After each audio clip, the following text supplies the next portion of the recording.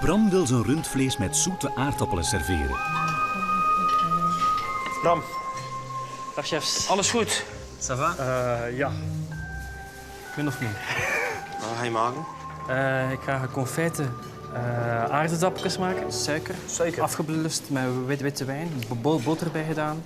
En dan daar de aardappels die ik op voorhand een klein beetje gekookt heb erin. Vind ik een rare combinatie met die suiker. Ja, lekker. Ik vind dat, ja. Ik vind dat wel iets hebben. Maar ja, ik ben wel een zoete kou, vandaar. Maar ja, toch geen aardappels? Ja, toch geen aardappels? Allee, er zit een confijt met suiker. Wat is dat nu? Ja. Moest je dat aan 10 mensen laten proeven? Dat is not done, hè? Ja, wel. Dan heb ik een probleem, pijs ik. Het is echt niet lekker. Nee? Doe dat niet, alsjeblieft. Een dessert van aardappel, dat is misschien nog een nieuwe creatie. Daar ga ik erover nadenken dat ik terug naar huis rijd straks. Hé? Ja, dat is goed. Misschien ga ik je dat bedanken. Ja, misschien niet. Je kunt ook een beetje noedels gebruiken of zo. Dat is rap gekookt met frisse vinaigrette erbij. Ja, misschien dat ik... Rood vlees. Voilà. Is goed, merci. Ja, is Goed.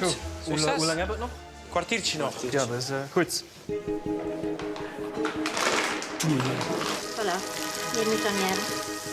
De meeste hobbykoks beginnen aan de afwerking van hun gerecht.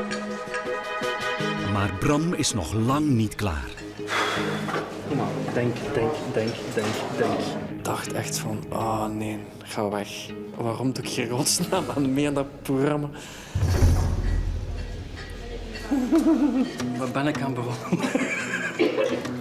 Omdat Nele gisteren ziek was en geen steak tartare heeft klaargemaakt, krijgt ze tijdens deze kookproef een extra opdracht. Ze moet een amuse met rundvlees maken. Nele. Schone snie. Wat zeg je? Mooie snie, maar Wat is dit? Is dat je gerecht? ja, dat is mijn gerecht. En wat is jouw muisje? Hieronder. Die willen we eerst even proeven. Voilà.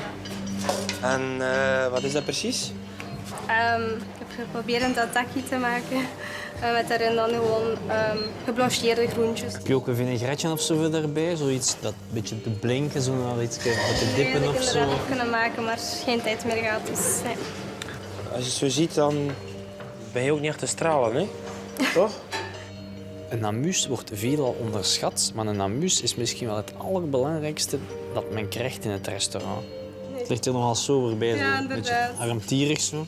Klein beetje olijfolie erover, een beetje extra kruiding of zo. Allee, het stond daar ook nog een beetje crèches of zo, kosten daarop gelegd hebben. Ook bij ons in Hertog Jan, wij steken heel veel energie in onze amuzen. Ik heb 3 mensen in dienst enkel voor de amuzen. Ik had totaal geen inspiratie vandaag, dus... Eens proeven, hè? Nou, als je er net wat Gert zegt, als je er een lekker sausje had over gedaan, het was eigenlijk super lekker geweest. Ja, het is maar kijk, 2 seconden hè, uit, pst, beetje sojasaus, olie erop, roeren, lepeltje en that's it. En dan had het echt lekker geweest. Ja. Soms moet je je dag een beetje opleuken. Hè? Moet je het zonnetje een beetje laten schijnen in het bord. Hè? Kijk, het is toch een glimlach, hè? Ja, voilà. Beste koks allemaal, jullie 2 uur zitten erop. Dus ik zou zeggen, maak jullie kookeilanden nog proper, dat alles netjes staat. Dan passeren wij en dan geven wij ons verdikt. Opruimen. Ik denk dat je de volgende bent die naar huis gaat gaan. Da-da-da-da-da.